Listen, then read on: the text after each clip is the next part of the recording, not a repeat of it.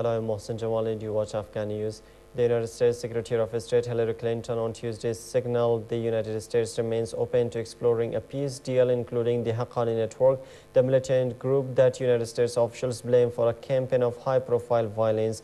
Clinton said that the United States views the Haqqanis and other of their ilk as being adversaries and being very dangerous to Americans, Afghans and coalition members inside Afghanistan, but they are not shutting the door on trying to determine whether there is some path forward. According to media reports, U.S. officials have held meetings with Haqqani network representatives as part of their efforts to strike a peace deal, but the United States State Department declines to discuss details of the reconciliation process.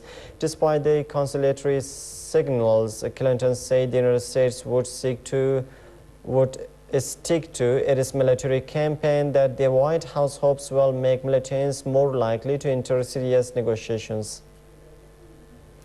A major investigation into an influential Afghan governor accused of taking bribes has been shut down and its top prosecutor transferred to a unit that doesn't handle corruption cases. Afghan and U.S. officials said the closing of the investigation into the former governor of Kapisa province, Ghulam Ghaus Abu Bakr, comes on the heels of a grim, unpublicized assessment by U.S. officials that no substantive corruption prosecutions were taking place in Afghanistan despite President Hamid Karzai's pledge to root out graft. While most of Abu Bakr's influence is in Kapisa province, he is also connected to the Hizb Islami political party, which the government has been trying to court in hopes of getting the group to cut its ties with militants. Abu Bakr was suspended as governor after CIA Director David Petraeus, the then commander of U.S. and NATO forces in Afghanistan, presented Karzai with documentation showing that he was colluding with the Taliban, according to an Afghan official in Kabul with direct knowledge of the incident. U.S. authorities have charged two Iranians, Mansour Arbabsir, a 56-year-old naturalized U.S. citizen holding both Iranian and U.S. passports, and Ghulam Shakuri, an Iran-based member of Iran's Quds Force, in a plot directed by elements of the Iranian government to kill the Saudi Arabian ambassador to the United States as part of a major terror attack.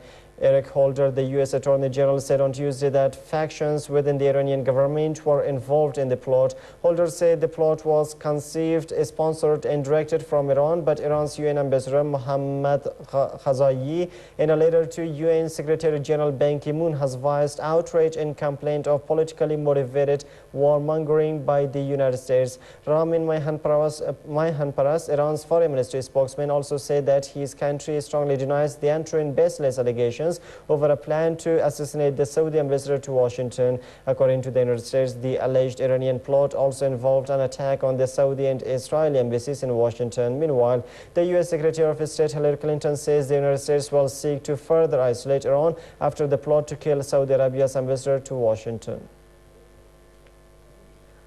At least 23 people have been killed and around 83 wounded as a series of car bombs detonated in the Iraqi capital, Baghdad. The country's interior ministry says one suicide bomber reportedly drove a car filled with explosives into a police station in the central Alwiya neighborhood on Wednesday, killing 6 people, including 4 policemen. A second bomber blew up his car outside a police building in northwestern Hurriya district, killing at least 5 people, while a third attack targeted a police patrol in the southern Alam district, killing at least 3 police. Another blast struck the convoy of a federal police colonel in the Al-Hurriya neighborhood of northern Baghdad, killing 1 and injuring 12 people. Qasim al-Musawi, Baghdad's military spokesman, blamed Al-Qaeda for the attacks and said they were an attempt to show people that the militants were still active. Russian Prime Minister Vladimir Putin held talks with Chinese President Hu Jintao and top legislator Wu Bangao on Wednesday, on the final day of a 2-day visit that has been shadowed by a huge gas deal, despite mutual vows of goodwill. Putin met with Premier Wen Jiabao shortly after his arrival in Beijing on Tuesday, and after the meeting told reporters that Russia was nearing the final stage of a huge gas export deal with China in what would be a landmark trade agreement between the neighbors.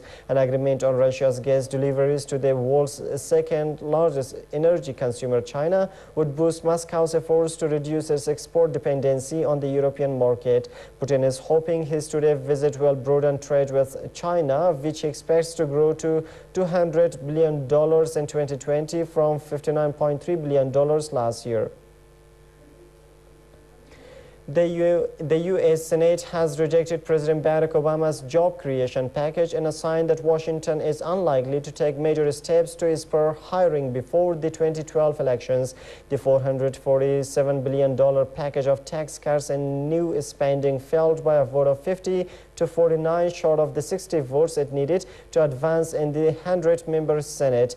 The plan would have combined payroll tax cuts for workers and businesses with $175 billion in spending on roads, school repairs and other infrastructure, as well as unemployment assistance, and help to local governments to avoid layoffs of teachers, firefighters and police. In a statement after the vote, Obama accused Republicans of obstruction and said he would work with Harry Reid, the Senate Majority Leader, to make sure that individual proposals in the bill would get a vote as soon as possible.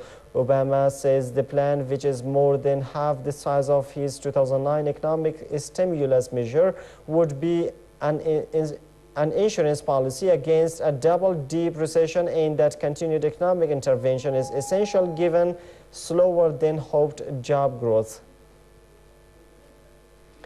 National Transitional Council forces have made a breakthrough in their campaign to capture Sirte, the hometown of deposed Libyan leader Muammar Gaddafi, that has become the key battleground in their final push to control the country. The advancing fighters had found a lot of discarded weapons and uniforms and had captured a number of black Libyans who said they were civilians, but NTC fighters believed they were Gaddafi soldiers. Earlier, Abdul Salam Jawallah, commander of NTC units from eastern Libya, had said that Gaddafi forces inside the Mediterranean city were cornered into neighborhoods near the sea.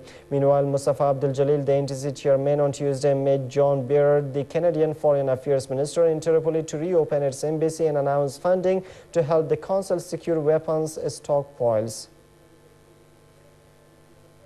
And that Al-Qaeda leader Ayman al-Zawahiri urged Algerians in a video released on Islamist websites on Wednesday to follow the example of Libyans and revolt against their leaders. He also attacked military rulers in his native Egypt for maintaining close ties with Israel and doing nothing to back the Arab uprisings that brought down Tunisian leader Zain al-Abidin bin Ali in January and Egyptian ruler Hosni Mubarak in February.